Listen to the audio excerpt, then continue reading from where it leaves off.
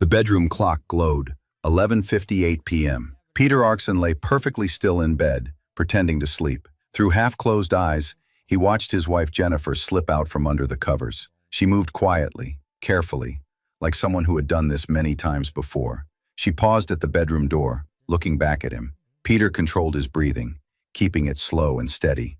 After what felt like forever, Jennifer finally left the room. Peter counted to 60, then sat up. His heart pounded in his chest. For 3 weeks now, Jennifer had been sneaking out of their bedroom every midnight, always to the garage, always for exactly 2 hours.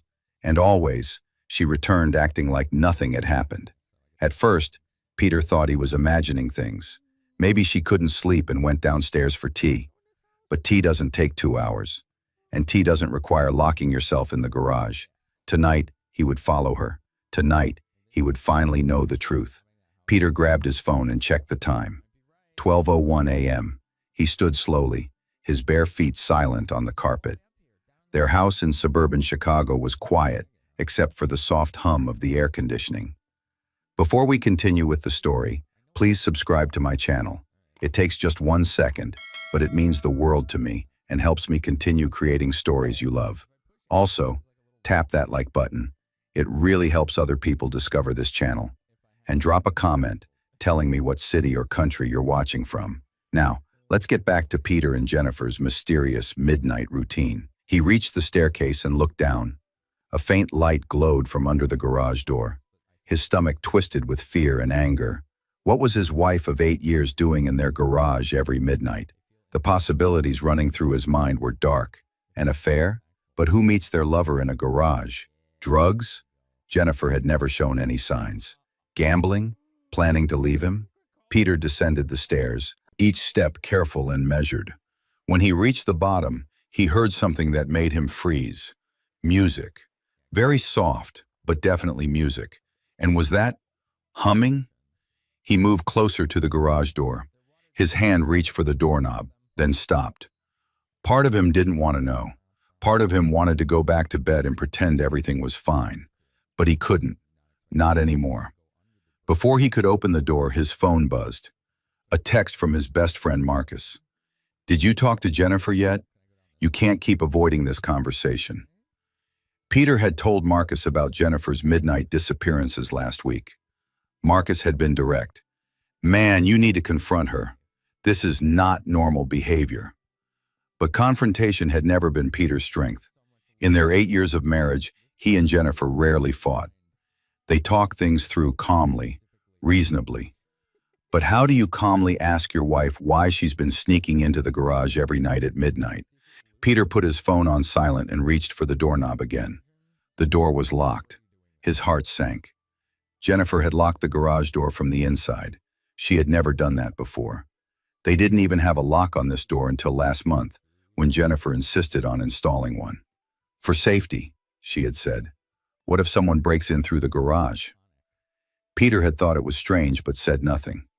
Now he understood. The lock wasn't to keep intruders out. It was to keep him out. He knocked softly. "Jennifer?" The music stopped immediately.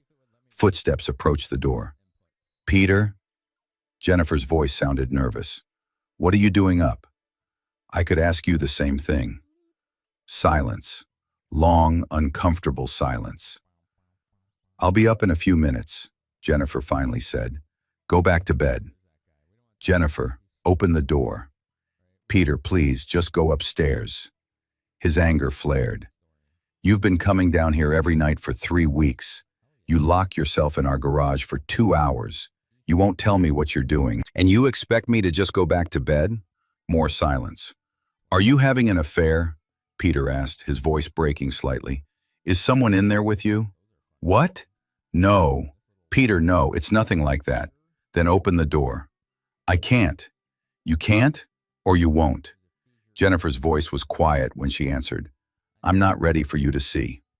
Peter leaned his forehead against the door. "See what?" "Jennifer, you're scaring me. What's going on?" "I promise I'll explain everything soon. I just need a little more time." "How much time?" 2 more weeks, maybe 3. Peter straightened. 3 more weeks of this? 3 more weeks of you sneaking around, locking doors, keeping secrets. It's not what you think. Then help me understand, Peter pleaded, because right now I'm thinking terrible things. He heard Jennifer sigh deeply on the other side of the door. Peter, do you trust me? That question hit him hard. Did he trust her? Before 3 weeks ago, he would have said yes without hesitation. But now? I want to trust you, he said honestly. But trust works both ways. And you're not trusting me with whatever this is. It's not about trust, Jennifer said. It's about timing. It has to be the right time. Peter rubbed his face with both hands. I don't understand any of this. I know. I'm sorry. Jennifer's voice cracked. I'm so sorry for making you worry. But please, please just give me a little more time. I promise it will all make sense.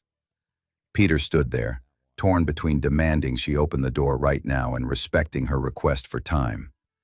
After 8 years together, hadn't Jennifer earned some benefit of the doubt? But then again, after 8 years together, shouldn't she feel comfortable sharing things with him? Are you in trouble? He asked. Because if you are, whatever it is, we can handle it together. I'm not in trouble. Are you sick? No, Peter, I'm healthy. Are you planning to leave me? God, no. Peter, no. This has nothing to do with our marriage being in trouble. Then what? Please, Jennifer interrupted. Please just trust me for 2 more weeks. After that, I promise you'll understand everything. Peter closed his eyes. I love you, Jennifer, but this is really hard. I know. I love you too. So much. He heard the emotion in her voice and it softened his anger slightly. Whatever was happening, Jennifer was clearly struggling with it too. 2 weeks, Peter said firmly. That's it. After that, no more secrets. 2 weeks, Jennifer agreed. Thank you. Peter turned to leave, then stopped. Jennifer? Yes? Whatever you're dealing with, whatever this is, you know you're not alone, right? You have me. He heard a soft sob from behind the door. I know. That's what makes this so hard. Peter went back upstairs, his mind racing with possibilities. He didn't go back to bed. Instead, he sat in the living room watching the clock. At exactly 2:03 a.m., he heard the garage door open. Jennifer's footsteps moved through the house and up the stairs. He waited 10 minutes, then followed. When he entered their bedroom, Jennifer was already in bed, facing away from him. Jennifer? He whispered. I'm awake, she said quietly. Peter climbed into bed and moved close to her. I meant what I said. Whatever this is, we face it together. Jennifer turned to face him. Even in the dark, he could see tears on her cheeks. I know. And soon, I promise, everything will make sense. She kissed him gently, then rested her head on his chest. Within minutes, her breathing evened out as she fell asleep. But Peter lay awake for hours, staring at the ceiling, wondering what secret his wife was keeping in their garage. Wait, just to remind you one last time, as we go deeper into the story, please subscribe to my channel. Now, let's get back to Peter and Jennifer's story. The next morning, Peter woke up to an empty bed. He checked his phone. 9:47 a.m. It was Saturday, so neither of them had work. He found Jennifer in the kitchen making pancakes. She smiled when she saw him, but he noticed dark circles under her eyes. Good morning, she said cheerfully. I made your favorite, blueberry pancakes with extra butter. Peter sat at the kitchen counter. You look tired. I didn't sleep well, Jennifer admitted, flipping a pancake, but these should help. They ate breakfast together, talking about normal things. Jennifer mentioned her sister's upcoming birthday. Peter talked about the project at work that was stressing him out. They could have been any ordinary couple having any ordinary Saturday morning conversation, except nothing felt ordinary anymore. I need to run to the store, Jennifer said, clearing their plates. We're out of milk and coffee. I'll come with you. Jennifer hesitated. Actually, would you mind staying here? I'm expecting a delivery and someone needs to sign for it. What delivery? Just some things I ordered online, Jennifer said vaguely. Should be here around noon. After Jennifer left, Peter sat in the quiet house. His eyes kept drifting to the garage door. 2 weeks, he had agreed to wait. But could he really wait that long? He stood up and walked to the garage door. His hand rested on the doorknob. Jennifer had unlocked it this morning when she left. Peter could walk in right now. He could see whatever Jennifer had been hiding. She would never know. But she would know. And that would break whatever trust they had left. Peter pulled his hand back and walked away. He would keep his promise. 2 weeks. His phone rang. It was his mother. "Peter, sweetheart, how are you and Jennifer?" "We're good, Mom. How are you?" "I'm wonderful. Listen, I wanted to ask you something. Jennifer called me last week and asked about your father's old workshop tools. The ones from when he used to build furniture. She wanted to know if we still had them." Peter's attention sharpened. "She did? What did you tell her?" "I told her most of them were in our storage unit." "Why? Did she want to start a woodworking project? Did she say what she needed them for?" "No, but she seemed very interested in the table saw and the sanding equipment. I offered to have your brother bring them over, but she said she'd let me know." After the call ended, Peter sat thinking. Woodworking tools? What would Jennifer need those for? He pulled out his laptop and checked their credit card statements. Over the past month, Jennifer had made several purchases from hardware stores and craft supply shops. Nothing huge, but the pattern was clear. She was building something. But what? And why the secrecy? Peter's phone buzzed with a text from Marcus. "Did you find out what's going on?" Peter typed back. "Not yet, but I think she's building something in the garage." Marcus responded immediately. "Building what?" "I don't know. She asked my mom about my dad's old woodworking tools." "Man, this is weird. Are you sure she's not having an affair with a carpenter or something?" Peter almost laughed. "Jennifer? No way. She's not the type." "There's no type, bro. People surprise you." Peter didn't respond. He refused to believe Jennifer was cheating. Whatever was happening, it wasn't that. The doorbell rang. Peter answered it to find a delivery driver with a large box. "Peter Arkson?" "That's me." He signed for the package and brought it inside. The return address was from an art supply company. The box was heavy. Peter stared at it. He could open it. He could see what Jennifer had ordered. Instead, he carried it to the garage door and left it there. When Jennifer returned from the store an hour later, she saw the box immediately. "Oh, good, it arrived," she said, trying to sound casual. "What is it?" Peter asked. Jennifer picked up the box. "Just some supplies for a project." "What kind of project?" She looked at him, her expression torn between wanting to tell him and keeping her secret. "Soon, Peter. I promise, very soon you'll understand everything." She carried the box into the garage and locked the door behind her. Peter stood in the kitchen, feeling more confused than ever. Art supplies? Woodworking tools? Midnight sessions in the garage? What on earth was his wife doing? That night, Peter decided he wouldn't follow Jennifer to the garage. He would keep his promise to wait. But lying in bed, listening to her slip out at midnight, was torture. He grabbed his phone and texted Marcus. "I can't do this for 2 more weeks. I'm going crazy." Marcus called him immediately. "Then don't wait. Go down there and demand she tell you what's going on." "I promised I'd give her 2 weeks." "Screw that. She's your wife, not a stranger. You have a right to know what's happening in your own house." Peter sighed. "What if it's something bad? What if she's dealing with something difficult and I pressure her before she's ready?" "Or what if it's something you need to know about right now?" Marcus countered. "Stop being so passive, Peter. Stand up for yourself." After the call, Peter lay in the dark, Marcus's words echoing in his head. Was he being too passive? Too understanding? He got out of bed and walked to the top of the stairs. The light was on in the garage again. He could hear soft sounds. Was that sawing? Peter descended the stairs and stood outside the garage door. He raised his hand to knock, then lowered it. Raised it again. Lowered it. Finally, he turned around and went back to bed. But sleep wouldn't come. At 2:15 a.m., he heard Jennifer return to their bedroom.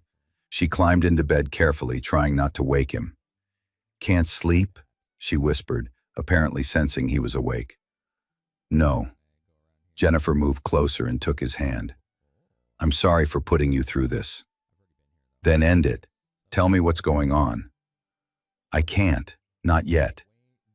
Peter pulled his hand away. I don't understand why. What could possibly require this much secrecy? Jennifer was quiet for a long moment. Then she said, "Do you remember when we first started dating? You told me about your dreams." Peter frowned, confused by the change in subject. What dreams? You said when you were a kid you dreamed of being an astronaut, then a race car driver, then a professional baseball player. You had so many dreams.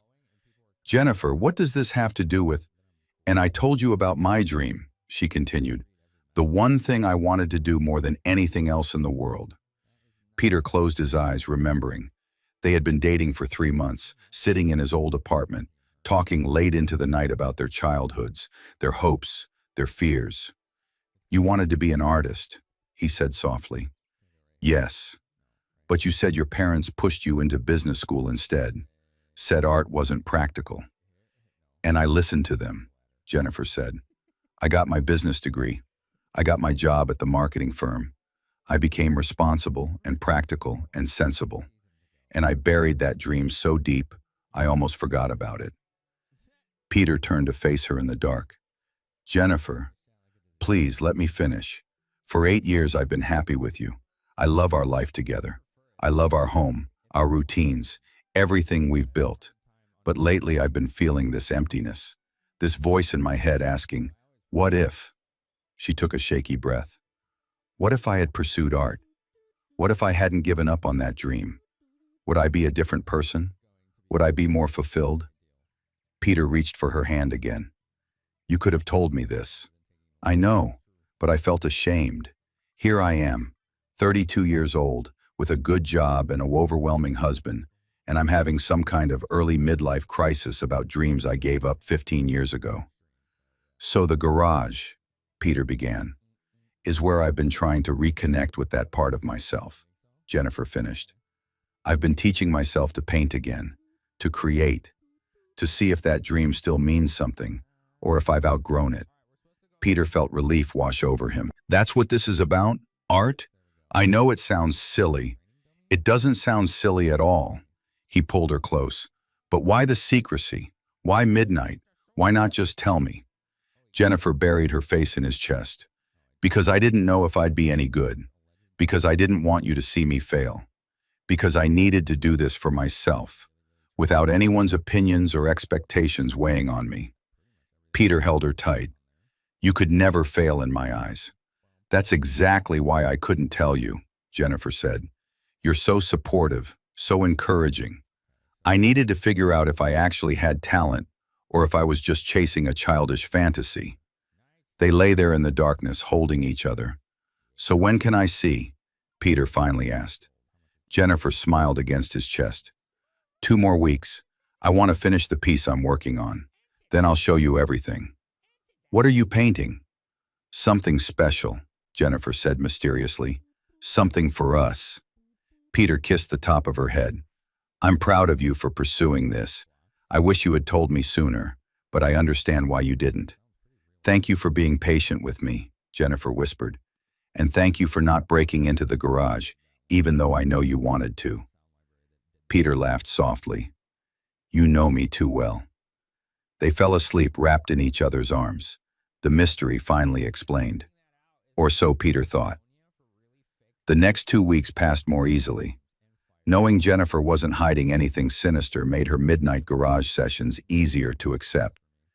Peter still found it odd, but he respected her need for creative space. At work on Monday, Peter told Marcus about Jennifer's explanation. Art? Marcus said skeptically. She's been sneaking into your garage every night for a month because she wanted to paint? She's reconnecting with a childhood dream, Peter explained. It's actually kind of beautiful. If you say so, man. Still seems weird to me. But Peter felt good about it. His wife wasn't having an affair. She wasn't sick. She wasn't planning to leave. She was just exploring her creativity. That Wednesday, Peter came home to find Jennifer covered in paint. Rough session? He asked, grinning.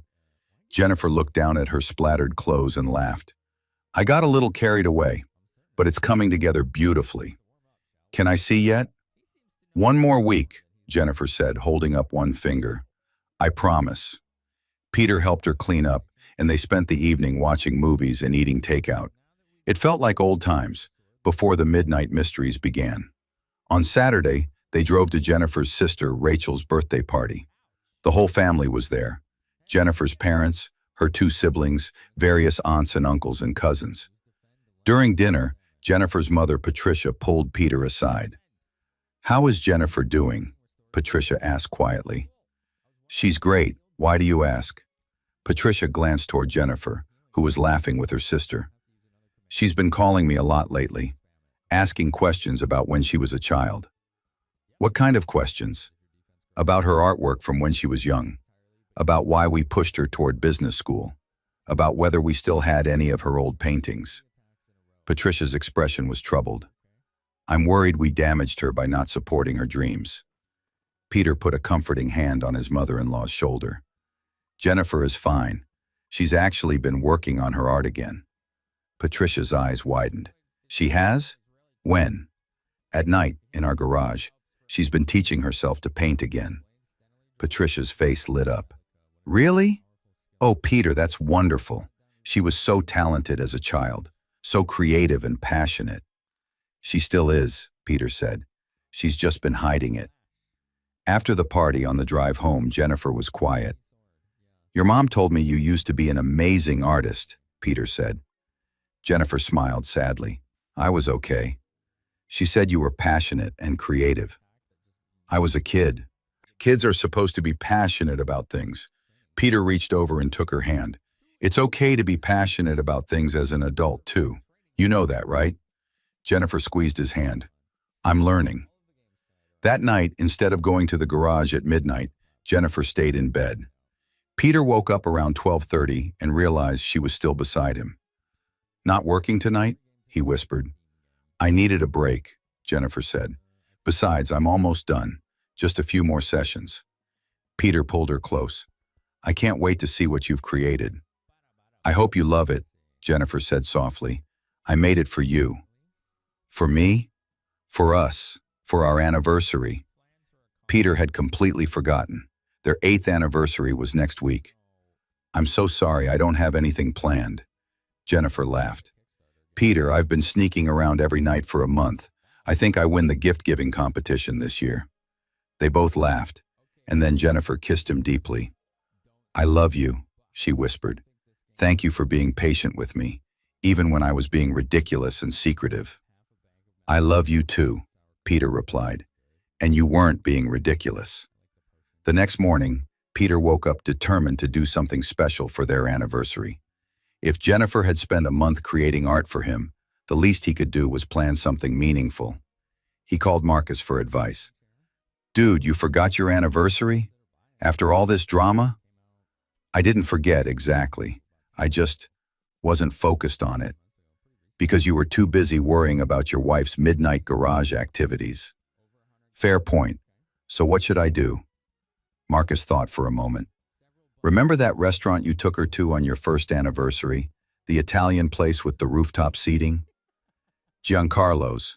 It closed 3 years ago. It reopened last month under new management. I saw it advertised. Make a reservation there. Full circle moment." Peter booked a table for Friday night, their actual anniversary. Then he went shopping. He found a beautiful art supply set in a wooden case. Professional-grade paints, brushes, canvases, everything an artist could want. On the card he wrote, "Never stop creating. I love you. D." That week seemed to drag on forever. Peter was excited to see Jennifer's painting, but more than that, he was excited to see her pursue something that made her happy. On Thursday night, Jennifer came to bed earlier than usual. "All done?" Peter asked. "Almost. Tomorrow night is the final session. Then it will be ready for you to see on our anniversary." Peter grinned. "I have something planned too." "Oh yeah? What?" "If you can keep secrets, so can I." Jennifer playfully hit him with a pillow. "That's not fair." They wrestled playfully on the bed, laughing like teenagers. It felt good to be connected again, to not have secrets hanging between them. Friday morning, Peter woke up nervous and excited.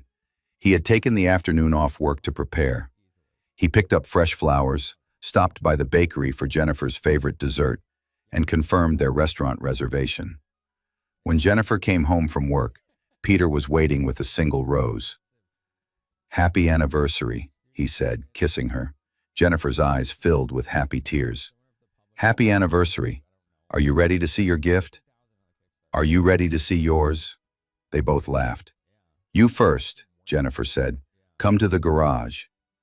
Peter's heart raced as Jennifer led him downstairs. She had the key in her hand and was smiling nervously. "Okay, so remember, I haven't painted in years. I'm rusty. This might not be as good as I imagined it in my head." "Jennifer, I'm sure it's beautiful." She took a deep breath and unlocked the door. "Close your eyes." Peter closed his eyes as Jennifer led him into the garage. He heard her moving around, positioning something. "Okay," she said. "Open." Peter opened his eyes and gasped. The painting was huge, easily 6 feet tall and 8 feet wide. It covered an entire wall of the garage, and it was stunning.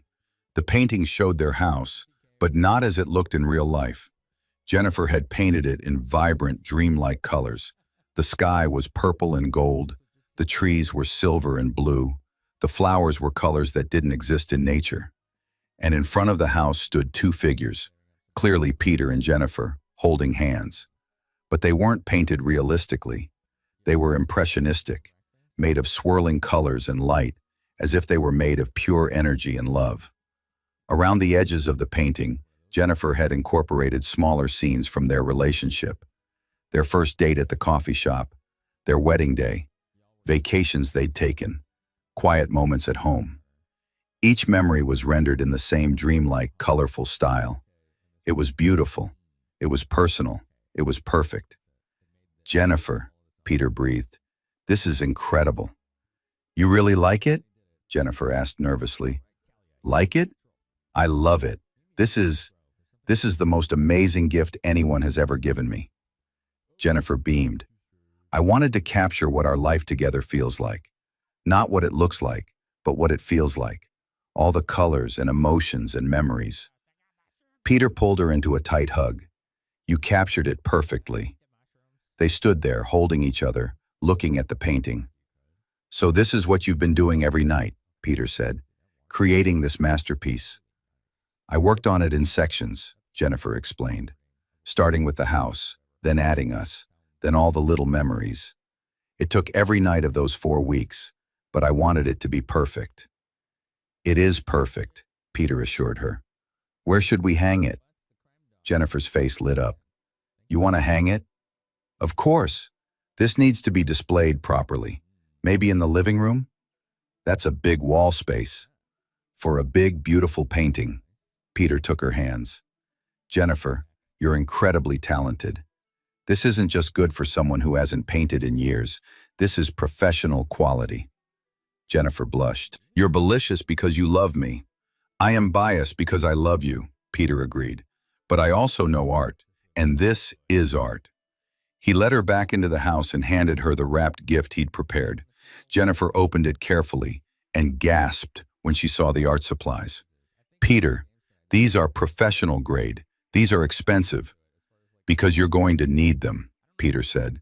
"You're going to keep painting. This isn't a one-time anniversary gift. This is you reconnecting with who you are." Jennifer threw her arms around him. "How did I get so lucky to marry you?" "I ask myself the same thing every day." They went to Giancarlo's for dinner. The restaurant looked different than Peter remembered, but the atmosphere was still romantic. They ate slowly, talking about everything and nothing, enjoying being together. "I have a confession," Jennifer said over dessert. "Oh no, more secrets?" She laughed. "No, just something I haven't told you yet. When I started painting again, I didn't think I'd finish. I thought I'd do a few sessions and realize I wasn't any good anymore." "But you are good." "But I didn't know that," Jennifer continued. "I was scared that I'd spent all these years wondering what if, and when I finally tried again, I'd be terrible." And it felt amazing," Jennifer said, her eyes shining. From the first brushstroke, it felt right, like I'd been holding my breath for 15 years and could finally breathe again. Peter reached across the table and took her hand. So what now? Are you going to keep painting? I want to, but I don't know what that looks like. Do I take classes? Try to sell work? Just paint for fun? Maybe all of the above, Peter suggested. Maybe you explore and see where it takes you. Jennifer nodded thoughtfully. My boss mentioned they're looking for someone to lead the creative design team. It's not fine art, but it's more creative than what I do now. You should apply. I might, Jennifer said. Or I might do something completely different. I might take a class at the community college or join an artist collective. I don't know yet, but for the first time in years, I'm excited about possibilities. Peter raised his wine glass. To possibilities, and to the most talented, secretive, midnight painting wife a man could ask for. Jennifer clinked her glass against his. And to the most patient, understanding husband who didn't break into the garage even though he really wanted to. They both laughed. After dinner, they walked through the city, hand in hand, talking about dreams and plans and the future. The night was warm, the stars were bright, and everything felt perfect. When they got home, Peter stopped in front of the garage. What? Jennifer asked. I'm thinking about where to hang your painting. The living room is too small. The dining room doesn't have the right lighting. Jennifer smiled. I have an idea, but you might think I'm crazy. Try me. What if we convert the garage into an art studio? A proper one, with good lighting and space for canvases. I could paint during the day instead of midnight. Peter pretended to consider it seriously. Well, we do park in the driveway anyway, and I've always thought the garage was underutilized. Really? Really. Let's do it. Jennifer squealed and jumped into his arms. We're going to build an art studio. As they went inside, both of them laughing and planning, Peter felt grateful. Grateful that Jennifer had found her passion again. Grateful that the midnight mystery had such a beautiful resolution. And grateful that after 8 years, they were still discovering new things about each other. Later that night, lying in bed, Jennifer said quietly, "Thank you for not giving up on me during these past few weeks. I know I was being difficult." "You were being human," Peter replied. "Sometimes we need space to figure things out on our own before we can share them. Next time, I'll share sooner. Next time, I'll trust you sooner." Jennifer cuddled closer to him. "I love you, Peter Arkson." "I love you too, Jennifer Arkson." They fell asleep peacefully. No more midnight mysteries to solve. No more secrets between them. At least, that's what Peter thought.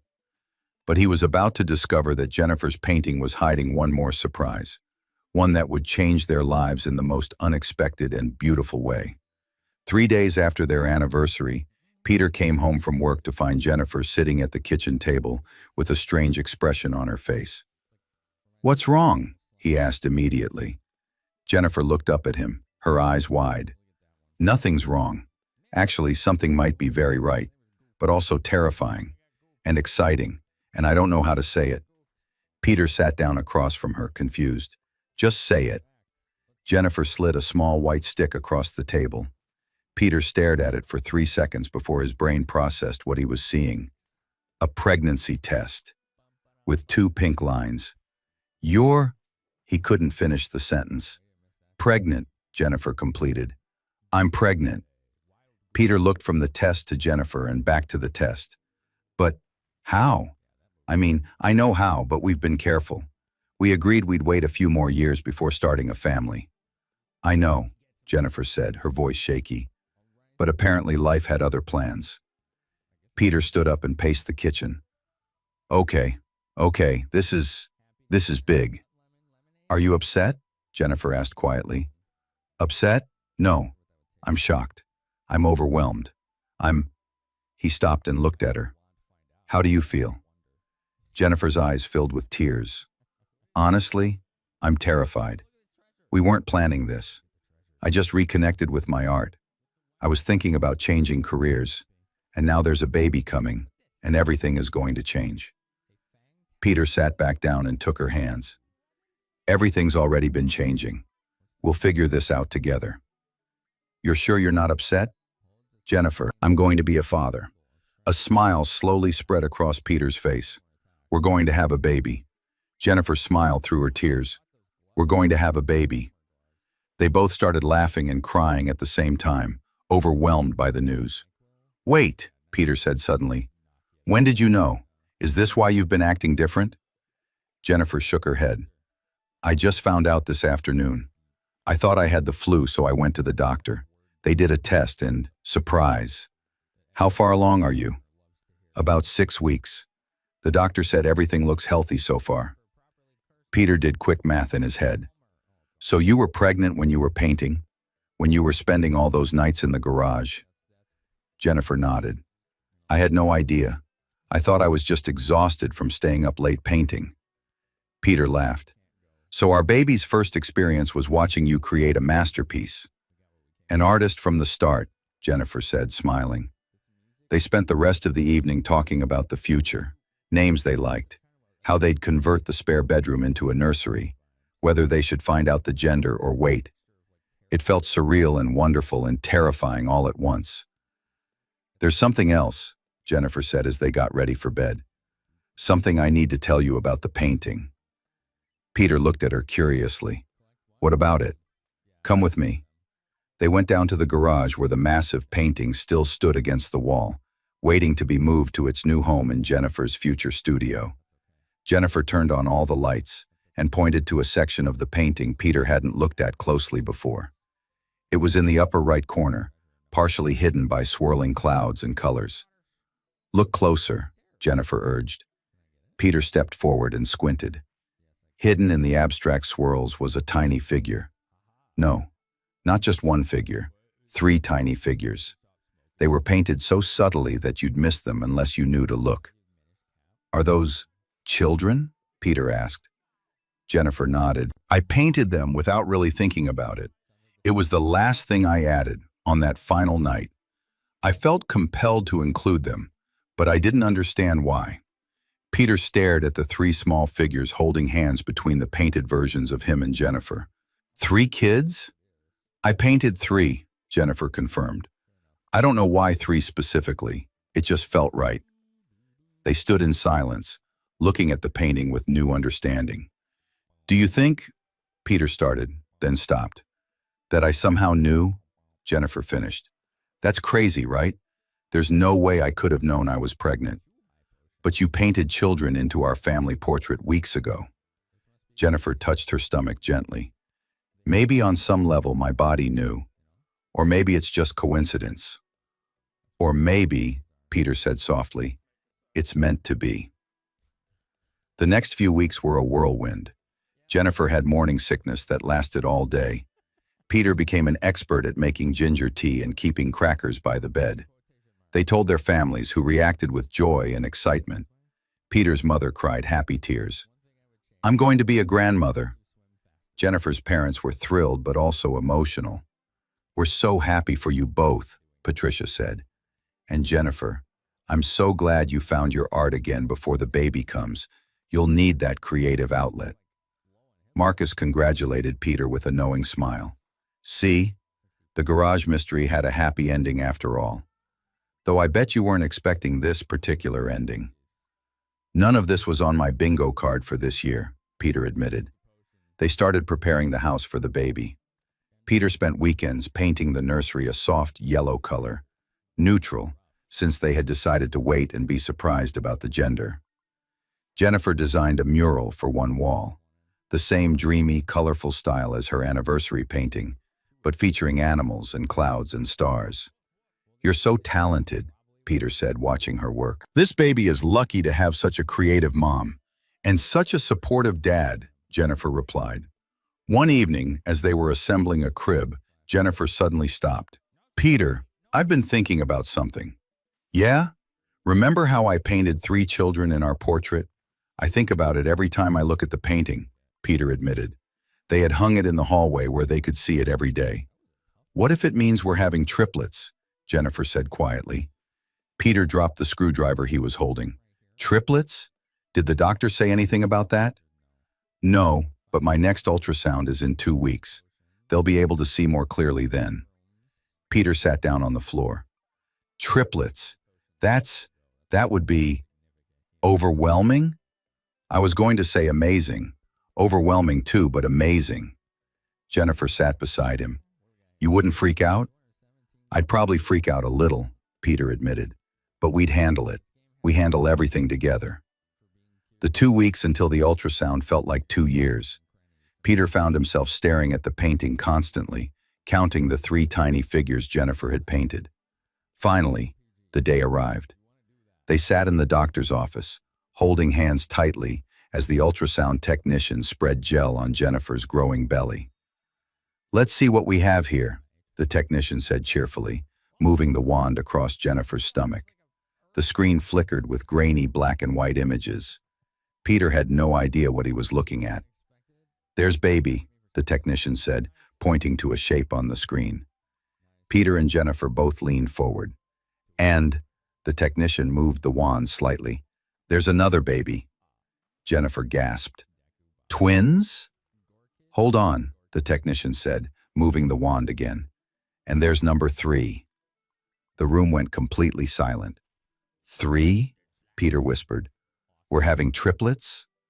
The technician smiled. Congratulations, you're having triplets. All 3 look healthy.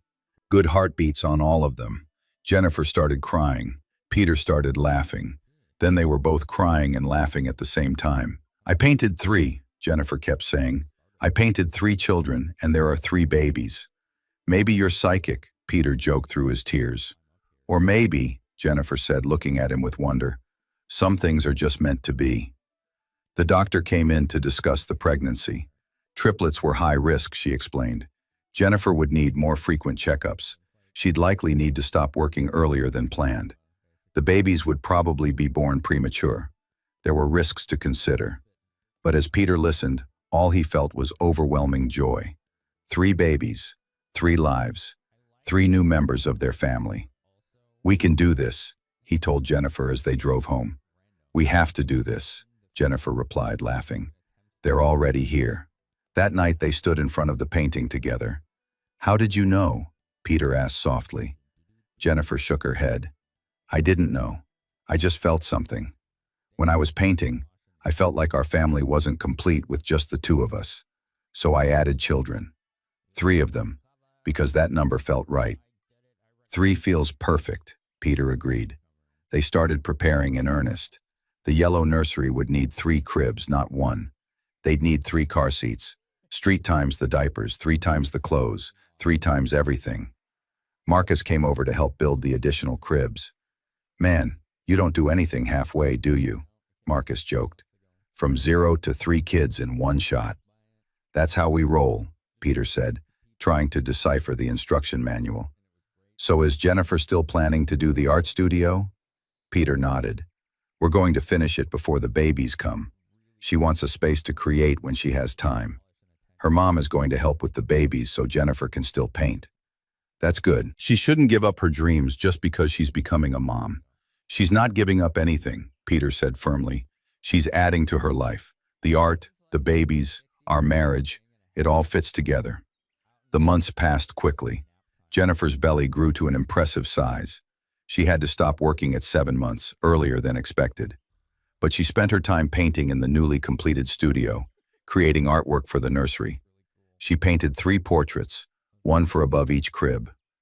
Each painting showed a different scene, one with stars and moons, one with trees and animals, one with oceans and fish, all in her signature dreamy, colorful style. They're perfect, Peter said when she showed him. Our babies are so lucky. At 33 weeks, Jennifer went into labor. It was early, but the doctor had expected it. Triplets rarely made it to full term. Peter drove to the hospital, trying to stay calm while Jennifer breathed through contractions in the passenger seat. It's happening, she kept saying. We're about to meet them. I know, Peter said, his knuckles white on the steering wheel. We're ready. Are we, though? Jennifer asked between contractions. Are we really ready for 3 babies? Peter reached over and squeezed her hand. No, but we'll figure it out. The delivery was intense. Peter held Jennifer's hand through all of it, amazed by her strength. After what felt like forever but was really only a few hours, they heard the first cry. "It's a boy," the doctor announced. Minutes later, another cry. "Another boy!" And then the third. "And one more boy. Congratulations, you have 3 healthy sons." 3 boys. 3 identical boys, the doctor said. Triplets who looked exactly alike. Peter couldn't stop crying as he held each of his sons for the first time. They were tiny, each barely 5 pounds, but they were perfect. 10 tiny fingers, 10 tiny toes, little faces scrunched up in confusion about this bright, loud world they'd just entered. 3 boys, Jennifer said weakly from the bed, exhausted but smiling. "We have 3 sons." "Just like you painted," Peter said, bringing the babies over so Jennifer could see them. Over the next few days in the hospital, Peter and Jennifer marveled at their sons. The nurses put different colored bracelets on each baby so they could tell them apart: blue, green, and red. "We need names," Jennifer said on the second day. They had discussed names for months but couldn't agree. Now, looking at their 3 sons, the names came easily. "Thomas," Peter suggested, looking at the baby with the blue bracelet. "He looks wise, like he's studying everything." "Matthew for the green one," Jennifer said. "He's already so calm and peaceful." "And Christopher," Peter said, touching the red bracelet gently. "He seems adventurous, ready to explore." Thomas, Matthew, and Christopher Arkson. They're 3 miracles. The first few months at home were chaos. Peter took paternity leave from work. Jennifer's mother moved in temporarily to help. They worked in shifts. Someone was always awake, always feeding a baby, always changing a diaper. Peter learned to bottle feed 2 babies at once. Jennifer mastered the art of the speed diaper change. They moved through the days in a fog of exhaustion and love. "I can't believe we're doing this," Peter said one night at 3 a.m., holding Thomas while Jennifer fed Matthew and Christopher. "We're surviving," Jennifer corrected. "Barely, but we're doing it." "Remember when your midnight garage trips were the most mysterious thing in our lives?" Jennifer laughed quietly. "That was so simple compared to this. But you wouldn't change it, right?" Jennifer looked at their 3 sons and smiled. "Not for anything in the world." Slowly, they found their rhythm. The babies started sleeping for longer stretches. They grew and developed personalities. Thomas was indeed the studious one, always watching and observing. Matthew was gentle and calm, rarely crying. Christopher was their adventurer, always wiggling and trying to move before his brothers. On their first birthday, Peter and Jennifer threw a party. The house was decorated with balloons and streamers. Family and friends crowded into the living room to celebrate. Marcus pulled Peter aside. "You did it, man. You survived the first year." "We survived," Peter corrected. "Jennifer and I together. Remember when you called me freaking out because your wife was going to the garage every midnight?" Peter laughed. "That feels like a lifetime ago. And now look at you. 3 kids, happy family, living the dream." Peter looked across the room at Jennifer, who was holding Christopher while helping Thomas blow out his birthday candle. "Yeah," he said softly, "living the dream." That night, after the party was over and the babies were asleep, Peter and Jennifer stood in the hallway looking at the painting. "You knew," Peter said. "Somehow, you knew." Jennifer shook her head. "I didn't know. I just hoped. I painted what our family could be, what I wanted it to be, and somehow it came true. All from those midnight sessions in the garage. All from following a dream I thought I'd lost," Jennifer said. "From taking a chance on myself." Peter pulled her close. "I'm proud of you, for pursuing your art, for bringing our sons into the world, for being an amazing mom and wife." "I'm proud of us," Jennifer replied, "for surviving this crazy year, for supporting each other, for building this beautiful, chaotic, perfect life." They stood there, holding each other, looking at the painting that had predicted their future. 2 figures made of swirling colors, surrounded by 3 tiny children, all holding hands. A family created through midnight mysteries, unexpected surprises, and dreams that refused to stay buried. "What are you working on in the studio now?" Peter asked. Jennifer smiled mysteriously. "A new painting, another big one." "What's it of?" "You'll see. I'm thinking I'll need about 4 more weeks of midnight sessions to finish it." Peter groaned playfully. "Not more midnight mysteries." "Some mysteries are worth keeping," Jennifer said, kissing him. "Besides, you know you love the surprises. As long as this one doesn't result in more triplets." They both laughed. Upstairs from the nursery, they heard a baby start to cry. Then another. Then the third. "That's our cue," Jennifer said. Hand in hand, they walked upstairs to tend to their 3 sons. Their 3 miracles. Their 3 reasons for every midnight wake-up, every exhausting day, every perfect moment. As Peter picked up Thomas, he thought about that night weeks ago when he first followed Jennifer to the garage. How worried he had been.